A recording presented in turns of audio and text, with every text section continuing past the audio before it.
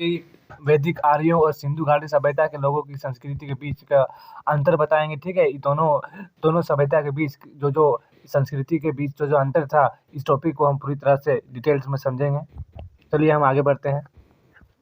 देखिए, वैदिक आर्य और सिंधु घाटी सभ्यता के लोगों की संस्कृति के बीच का जो अंतर था, देखिए सबसे पहला अंतर देखिए देखा जाए था, तो वैदिक आर्यों की जो सभ्यता थी वो ग्रामीण थी। वो सभ्यता क्या थी? ग्रामीण थी, ठीक है? जबकि सिंधु घाटी सभ्यता नगरीय थी। देखिए अंतर देखिए क्या है, ये वैदिक आर्य की सभ्यता थी ग्रामीण थी और सिंधु घाटी सभ्यता की नगरीय थी। जबकि यहाँ बात आने वाला है, जैसे कि इतिहास जब स्टार्ट हुआ था भारत का, देखा जाए तो सबसे पहले आया है कौन? सबसे पहले आया है हड़प्पा, ठीक है? हड़प्पा, उसके बाद आया है वैदिक। यहाँ होना चाहिए सिंधु घाटी सभ्यता जो नगरीय है, ठीक है? इसका बाद जो काल आना चाहिए था, जो वैदिक आया, उसको और भी थोड़ा अधिक विकसित होना चाहिए था। जबकि इतिहास में ऐसा हुआ नहीं, वो ग्रामीण ही था, ठीक है? ग्रामीण था वैदिक आर्य और सिंधु सभ्यता नगरी था, ठीक है? इसे याद फैक्ट की तरह याद कर सकते हैं।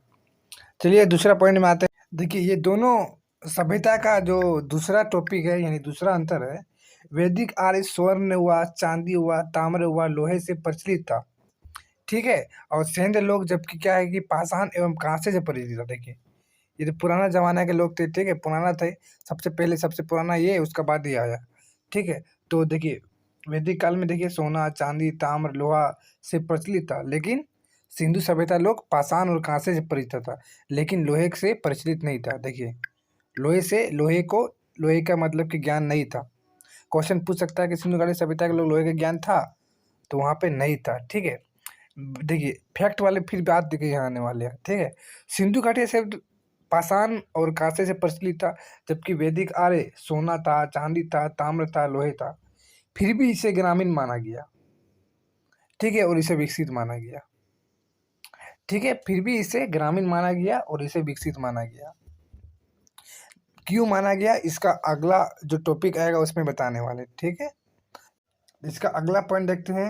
वैदिक आर्य बहुतवाद थे, ठीक है? वैदिक आर्य यज्ञ करते थे, ठीक है? वह लिंग पूजा और मूर्ति पूजा के विरोधी थे। देखिए लिंग पूजा और मूर्ति पूजा के विरोधी थे, जबकि सेन सभ्यता धर्म का स्वरूप अलौकिक था, ठीक है?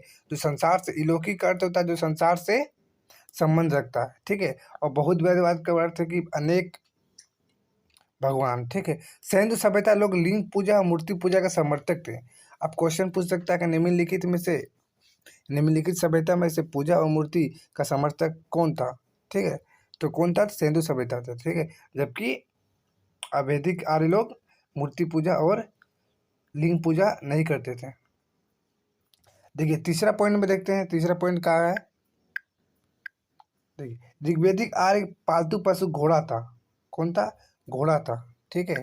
पालतू पशु इसका घोड़ा था। ऋग्वेदिक आर्य हाथी और व्याघ्र से प्रचलित नहीं थे। ये लोग हाथी और बाघ, यानी व्याघ्र मतलब बाघ होता है संस्कृत भाषा में, भी शेर को यानी बाघ को व्याघ्र बोलता था, ठीक है? व्याघ्र से प्रचलित नहीं था। जबकि सिंधु सभ्यता लोग घोड़े से अप्रचलित थी, यानी घोड़े को नहीं जानता था, ठीक है? घोड़े को नहीं जानता था। ये हाथी और व्याघ्र से प्रचलित थे। देखिए जस्ट इसका उल्टा लीजिए, ये हाथी को भी जानते थे और व्याघ्र को भी जानते थे, ठीक है?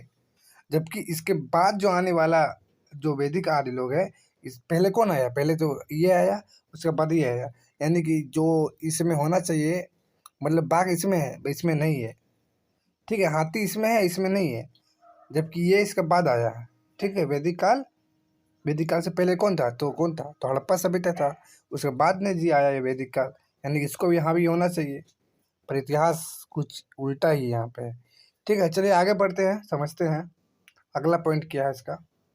देखिए वैदिक आर्य युद्ध आदि में अपनी सुरक्षा हेतु कवच, सिर में सिरस्त्रना यानी कि हेलमेट का उपयोग करते थे। यानी कहने का अर्थ है कि जब वैदिक काल में जब युद्ध हुआ करता था, तो लोग अपनी सुरक्षा हेतु कवच, जिसको हेलमेट बोला जाता था, वो पहन के जाता था। जबकि सिंधु घाटी सभ्यता में इनके उपयोग का कोई भी साक्ष्य नहीं मिला। देख लीजिए सबसे पहले ये आया है, इसके बाद ये आया है, तो ये कहीं ना कहीं जचता है, थोड़ा थोड़ा विकसित बताता है कि हाँ ये मतलब कि युद्ध में थोड़ा सा विकसित था। कौन था? तो वैदिक लोग। किससे थोड़ा सा बेसी था? यानी कि अपेक्षा अधिक, तो सिंधु से थोड़ा अधिक शस्त्र में, युद्ध कला में थोड़ा अधिक निपुण था। ठीक है, चलिए आगे हम बढ़ते हैं, समझते जाते हैं।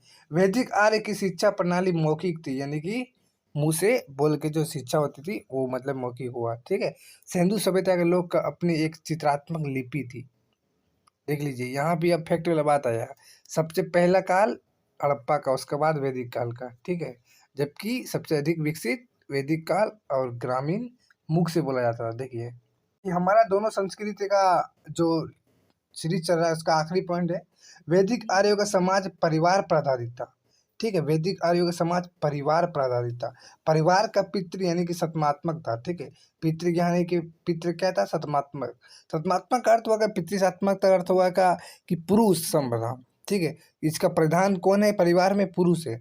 जबकि सिंधु सभ्यता का समाज का परिवार आधारित था, यानी कि परिवार मातृसात्मक था, यानी कि ये जो परिवार में महिला हेड हुआ करती था। ठीक है, तो इस तरह रहा इसका दोनों संस्कृति के बीच का अंतर।